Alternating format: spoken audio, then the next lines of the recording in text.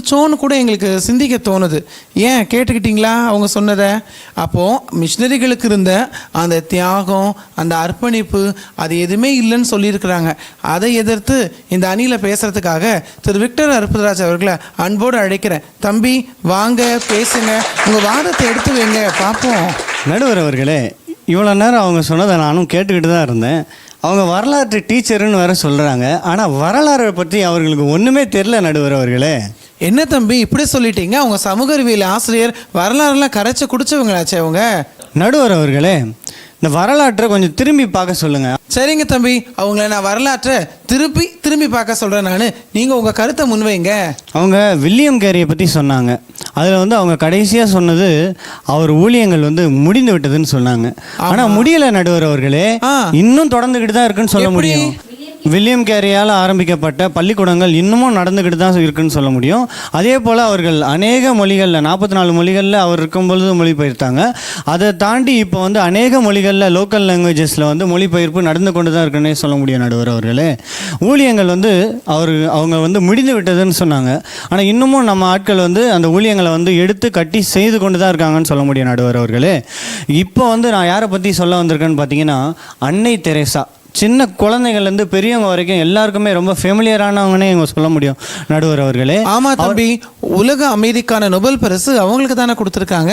ஆமாம் நடுவர் அவர்களே, அவங்க இந்த இந்திய தேசத்திற்காக மெயினாக அந்த கல்கட்டான்ற ஒரு பகுதிக்கு வந்தாங்க நடுவர் அவர்களே.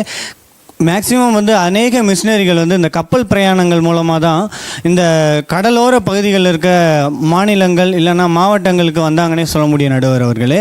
இவர்கள் வந்த பகுதின்னு பார்க்கும்போது கல்கட்டான்ற ஒரு பகுதிக்கு தான் வந்தாங்க. 1931 இவர்கள் வந்தாங்க. அந்த இடத்துல இருக்கிற அந்த ஸ்லம் போர்டு, அநேக இந்த ஒரு நாள் வேலைக்கு அநேகர் இந்த ஒரு வேளை சாப்பாட்டு கூட வழி இல்லாத இடங்களில் இவர்களோட ஊழியத்தை முதல்ல ஆரம்பித்தாங்கன்னு சொல்ல முடியும். ஆமாம் தம்பி, அவங்க எந்தெந்த இடத்துல ஊழியம் செய்தாங்க பார்க்கும்போது வறுமை கோட்டிற்கு கீழே வாழக்கூடிய மக்கள், அடிப்படை தேவைகள் கூட இல்லாத மக்கள், அதையும் தாண்டி படிப்பறிவு இல்லாத மக்கள், ஒருவேளை உணவுக்கு கூட போராடக்கூடிய மக்கள் எங்கெங்கெல்லாம் இருக்கிறாங்களோ அந்த மக்களை தேடி பார்த்தாங்க. அதையும் தாண்டி தொழு நோயாளிகள் எங்கெங்கெல்லாம் இருக்கிறாங்களோ அவங்களுக்கு போய் வேண்டிய மருத்துவ உதவிகளாக செய்தாங்க. அதுக்கப்புறம் அவங்க செய்த ஊழியத்தை நம்ம பார்க்கும்பொழுது இவங்க இந்த ஓப்பன் ஸ்கூல், ஓப்பன் யூனிவர்சிட்டின்னு சொல்லிட்டு இப்போ அநேக கல்லூரிகள் நடைபெற்று கொண்டு வருது. ஆனால் அவங்க அந்த காலத்திலே 1948 பார்த்தீங்கன்னா ஓப்பன் ஸ்கூல்ஸ் ஓப்பன் பண்ணாங்க. அநேக பிள்ளைகளுக்கு இலவசமாக கல்வியும் கொடுத்தாங்கன்னே சொல்ல முடியும் நடுவர் அவர்களே.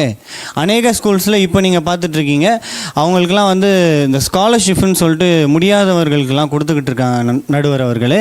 அதுபோல் அன்னை தெரேசா அநேக ஊழியங்களை கட்டினாங்கன்னே சொல்ல முடியும் நடுவர் அவர்களே. இன்னமும் அது நடைபெற்று கொண்டு இருக்கிறது. அவர்கள் அந்த கல்கட்டான்ற பகுதியில் இந்த ஊழியத்தை செய்து கொண்டு வந்தாங்க.